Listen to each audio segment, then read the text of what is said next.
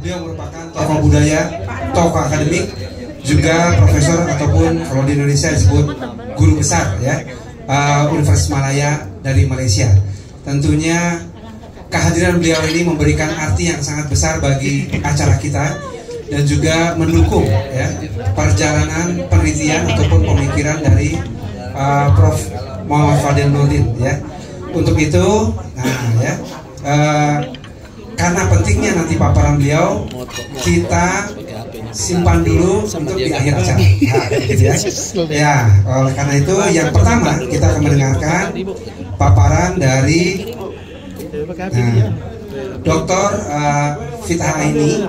Beliau S1 dan S2 dihabiskan atau diselesaikan di Malaysia dan juga S3-nya diselesaikan di Leicester, Inggris gitu ya. Dan paparan beliau akan memberikan sedikit gambaran bagi kita alternatif ya, media komunikasi, bagaimana masyarakat adat mampu menyampaikan aspirasinya ataupun mampu berkomunikasi dengan dunia luar dengan baik sehingga segala kebutuhannya ataupun aspirasinya bisa didengarkan oleh pihak-pihak yang lebih berkepentingan tentunya. Oleh karena itu, waktu dan tempat kesempatan pertama kami persilahkan Dr.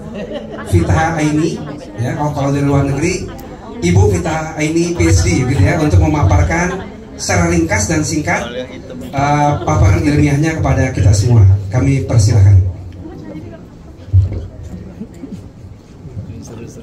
Terima kasih Dr.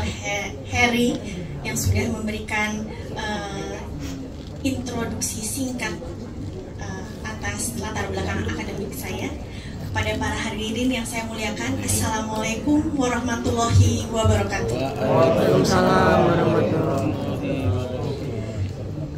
Sebagai dosen komunikasi Universitas Indonesia yang sudah melanglang buana di 17 negara dan baru kembali ke Indonesia bulan Oktober 2024, saya biasa saja.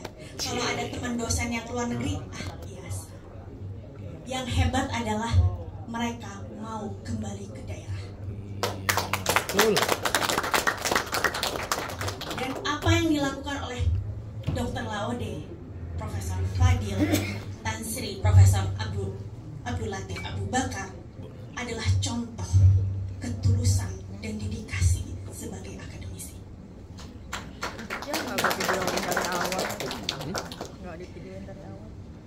Hadirin yang saya muliakan, paparan ini akan menjadi paparan singkat, lebih banyak gambar. Semoga hadirin, senior saya, junior saya, serta teman-teman bisa ikut melanglang buana. Karena perspektif yang saya bawa bukan hanya tentang adat di Indonesia, tapi adat internasional.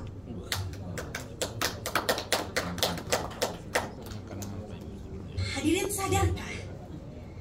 Dalam 5 tahun terakhir, masyarakat adat kehilangan 8,5 juta hektar lahan.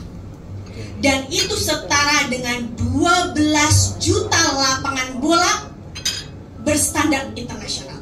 Itu terjadi di negara kita, Indonesia. Maka dari itu, pertemuan hari ini bukan hanya penting, tapi sangat penting. Pergerusan hak yang semakin tajam akibat konglomerasi dan eksploitasi masih terjadi hingga saat ini. Padahal setelah reformasi, hadirin sadarkan bahwa adat sudah cukup efektif untuk 1. Menguatkan identitas lokal, 2. Melakukan gerakan kolektif, 3. Menjadi senjata untuk menggeser kekuatan-kekuatan eksternal yang merusak keberadaan adat. Yang saya tawarkan hari ini berdasarkan riset saya di Leiden dari sejak bulan Juli hingga September 2024. Di Universitas Leiden, Belanda mempunyai perpustakaan terbaik dari segi koleksi historis Indonesia dan seluruh negara jajahan Belanda. Dari hasil penelitian yang saya lakukan di Leiden selama 3 bulan, maka ditemukan satu media alternatif berbasis agama Islam dan dikelola oleh organisasi Islam kedua terbesar di Indonesia tentu saja. Dan media ini, Suara Muhammadiyah, sudah mampu bertahan lebih dari 1 abad atau 105 tahun. Nah, apa yang ditawarkan oleh Suara Muhammadiyah sebagai majalah di Yogyakarta? Muhammadiyah memberikan ruang untuk komunikasi antara pakar dan publik terkait dengan isu tanah sejak penjajahan Belanda. Dan mereka, para editor dan jurnalis, menyampaikan bahwa konsep wakaf adalah solusi atas permasalahan tanah. Ini adalah bentuk dari riset yang dilakukan menggunakan microchip. Jadi semua arsip majalah-majalah tua itu disimpan oleh Belanda dan dalam bentuk microchip, dan kita menggunakan alat khusus untuk mendeteksi keasliannya. Dan ini adalah contoh dari pembahasan peraturan pemerintah Belanda terkait isu tanah di Indonesia. Nah, apakah media alternatif itu? Karena topik yang saya sampaikan adalah media alternatif sesuai dengan riset S3 saya. Media alternatif adalah media yang mampu merubah publik, warga negara, atau masyarakat, komunitas adat menjadi produsen media. Bisakah? Apa yang kita perlukan? Skill apa yang kita perlukan supaya kita bisa menjadi pewarta seperti mas-mas di tengah ini?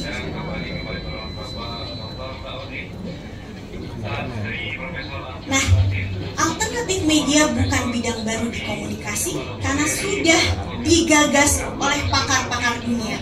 Seperti Clemencia Rodriguez, seorang profesor perempuan dari Amerika Latin yang mempropos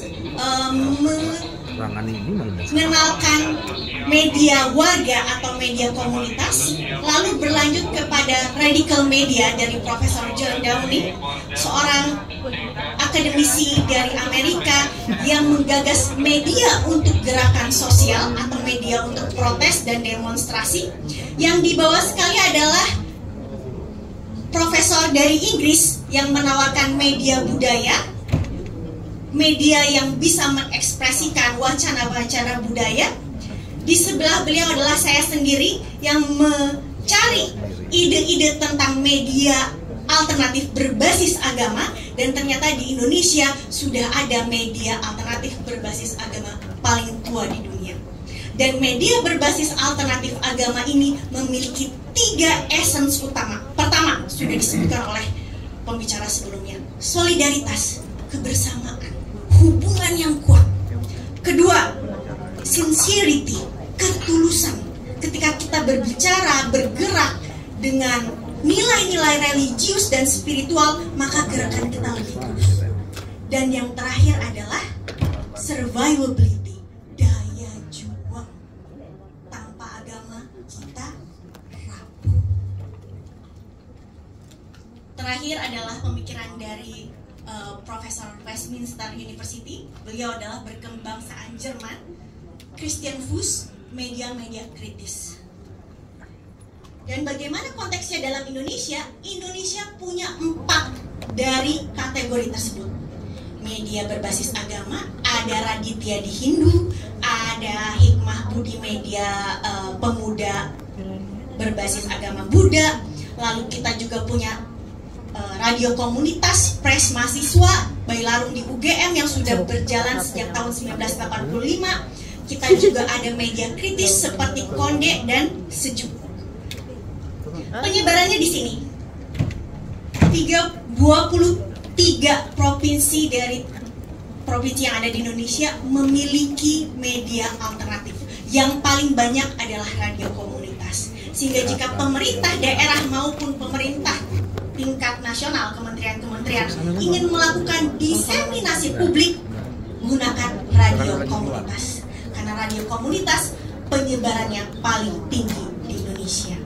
Yang kedua adalah media berbasis agama, ketiga media berbasis budaya, dan yang terakhir adalah media-media kritis. Tapi epicentrumnya di mana? Kalau kita di Pulau Jawa, maka penyebarannya masih belum merata. Kita lanjutkan. Media alternatif seperti ini dari Floresa dan Project Multatuli adalah contoh media kritis dan independen. Kenapa disebut independen? Karena tidak berorientasi profit, menyuarakan suara-suara dari masyarakat marginal atau suara alternatif. Yang ketiga, menyerukan partisipasi aktif dari publik agar menjadi bagian dari produsen media. Dan ini adalah contoh-contoh yang disampaikan oleh media alternatif.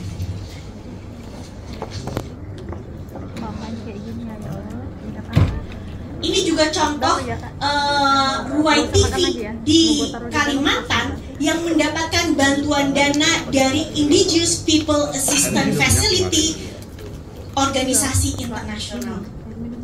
Dan ini adalah contoh yang baik yang bisa kita eksplorasi karena media ini peduli dengan suara masyarakat adat atau komunitas adat. Nah, bagaimana dengan contoh penggunaan Twitter atau X, Facebook, Instagram? Adakah manfaat dari penggunaan media ini? Ada. Komunitas di Amerika Utara, komunitas Kanada menyerukan pengembalian tanah leluhur mereka menggunakan media sosial X. Namanya kampanye apa? Land Back. Dan ini merupakan sebuah peluang untuk menyatukan solidaritas internasional. Kadang-kadang kita tuh harus kampanyenya tuh langsung tingkat internasional supaya DPR pusat sama kementerian peduli. Kalau cuma lokal doang kurang peduli. Maka itu cara menciptakan tagline-nya adalah sesingkat mungkin dan seinternasional mungkin, walaupun konteksnya lokal. Itu kita sebut lokal, global lokal. Ini pertanyaan berikutnya.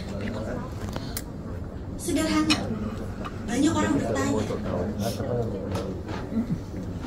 ketika media dibatasi, maka siapa yang sebar informasi? Siapa yang menyebarkan informasi? Media dibatasi. Nah, kita bisa melihat dari contoh komunitas Baduy. Mereka melestarikan pengetahuan dengan kondisi paparan media yang dari mana? Dari Mekah. Dan kita panggil ini sebagai Pu'un, Raja Pucuk Umun. Raja Pucuk Umun ini adalah raja yang paling terkenal sebagai pemimpin adat sekaligus pemimpin opini. Di mana letak teori komunikasinya? Di sini. Ini media massa, step 1, step kedua opinion leader, step kedua ini yang akan menyebarkan informasi kepada publik. Nah, disitulah peran penting dari pemimpin adat.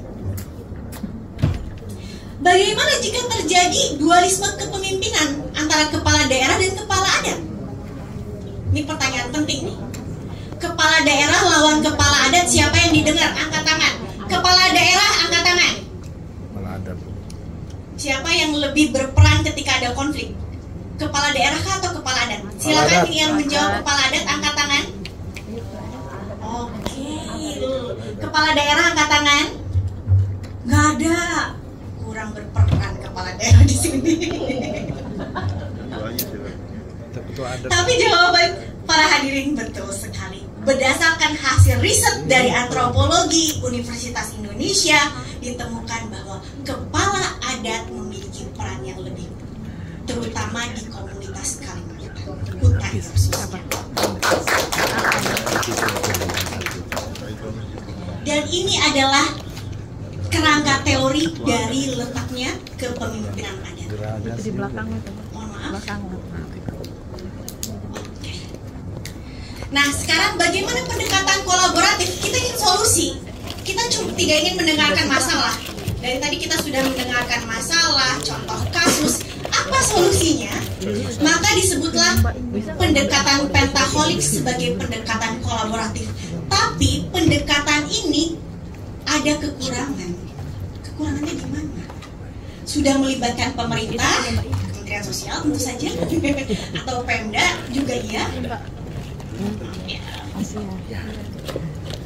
Sudah melibatkan akademisi, masyarakat sipil sudah, media massa sudah, bisnis juga sudah, para pengusaha.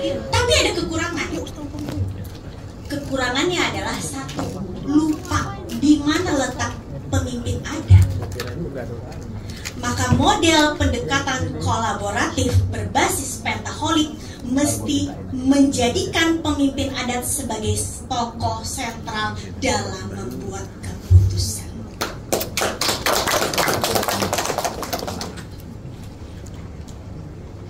Kita lihat di sini, pemimpin adat sebagai pelestari budaya, penyebar pengetahuan, mediator. Yang kedua adalah pemerintah, bertanggung jawab dengan undang-undang, kerangka regulasi, kebijakan publik. Dilanjutkan lagi dengan akademisi, riset, data, inovasi, LSM, advokasi, dan penggerak. Dilanjutkan lagi dengan bisnis sebagai pemberi sumber daya, baik dana, teknologi, dan kapasitas operasional, seperti keahlian-keahlian khusus. Lalu media massa, penentu agenda, penyebar informasi, pendukung transparansi. Ini kita sebut sebagai model pendekatan kolaboratif pentaholics dengan menjadikan pemimpin adat sebagai sentral dari pembuat keputusan. Ini adalah contoh peran antara LSM internasional dan media di Indonesia. LSM ini memberikan sumbangan bagi jurnalis yang ingin memberikan pendidikan atau penyebaran pengetahuan di masyarakat adat, dan beliau adalah perempuan pertama yang mendapatkan bantuan tersebut, bernama Amira Zaid di Batin 9, Provinsi Jambi. Ini juga contoh peran media dan akademisi seperti Universitas Indonesia. Kami punya publikasi khusus di bidang antropologi, pasti Dr. Laude tahu. Dan Profesor Aji di sini adalah dekan kami saat ini, dekan FISIP UI, dan beliau juga masih bertanggung jawab untuk publikasi antropologi Indonesia. Tidak hanya di Indonesia, tapi Monash University Australia juga peduli dengan komunitas adat di Indonesia. Maka dia melakukan penelitian tentang media yang peduli dengan komunitas adat.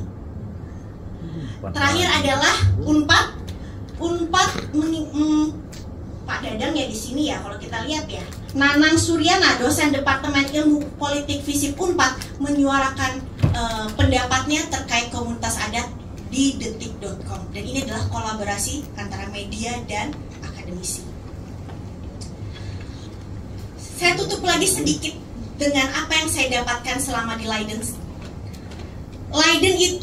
Universitas Leiden itu aktif mengundang tokoh-tokoh besar dari 10 universitas terbaik dunia. Salah satunya adalah beliau, Profesor Tony Platt, yang diminta menjadi pengisi workshop bagi dosen-dosen maupun peneliti yang mengkaji tentang adat menggunakan teknik arsip atau archive. Dan Profesor Tony Platt ini punya 2 buku yang terkenal di Amerika. Dia adalah profesor dari University California Berkeley. Dan 2 bukunya ini booming. Kenapa? Karena isinya tentang skandal perebutan tanah kuburan warga adat Indian di Amerika. Dia berpesan ke saya, "Kita, kalau mau kiri banget, biar terkenal," kata dia. Jadi kalau mau kritis aja totalitas kita, biar nanti populer. Begitu pesan beliau ketika workshop. Tapi tidak cuma itu, diskusi ilmiah di Universitas Leiden juga membahas tentang ini. Ada dosen perempuan di Universitas Leiden yang mengkaji tentang masyarakat adat di Kongo, Afrika. Dan kajiannya tentang peran kepala adat terhadap isu perampasan tanah. Jadi di sini kita bisa melihat bahwa kepala adat sendiri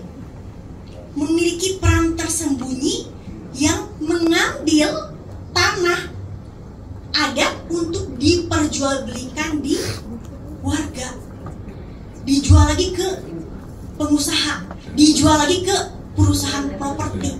Dan ini diungkap oleh peneliti perempuan dari Universitas Leiden.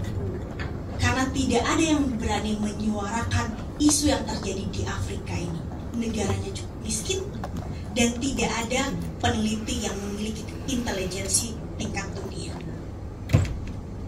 Contoh kedua adalah dari peneliti perempuan juga meneliti tentang para migran dari Afrika yang menetap di Maroko.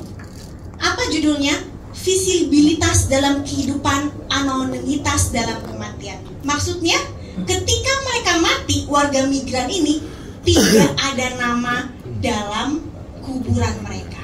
Kuburan mereka tanpa nama karena mereka penduduk ilegal. Maka ini adalah isu diskriminasi yang terjadi di Maroko dan diangkatlah oleh peneliti di Universitas Leiden. Pertanyaannya adalah bagaimana kepedulian akademisi untuk mengangkat isu-isu kaum marginal atau komunitas tertindas. Hadirin yang saya hormati, untuk menutup sesi saya akan menyampaikan manfaat dari model pentaholik yang sudah saya sebutkan, yaitu model di mana masyarakat kepala adat menjadi sentral dari pembuat keputusan. Kita bisa melihat manfaatnya di sini dari aspek pengambilan keputusan yang lebih holistik karena melibatkan kepala adat sendiri untuk membuat keputusan. Yang kedua adalah keberlanjutan budaya dan lingkungan. Yang ketiga adalah kemitraan yang tangguh karena ada 5 komponen: pemerintah, media massa, akademisi, LSM, dan bisnis ikut bergabung. Dampak sinergis kita dapatkan. Dan yang terakhir manfaatnya adalah pembangunan yang inklusif. Saya akan tutup paparan saya hari ini dengan pesan singkat dari tokoh besar kita, Sultan Syahrir. Kemerdekaan sejati adalah kebebasan dari segala bentuk penindasan, baik dari penjajah maupun dari diri kita sendiri. Kemerdekaan sejati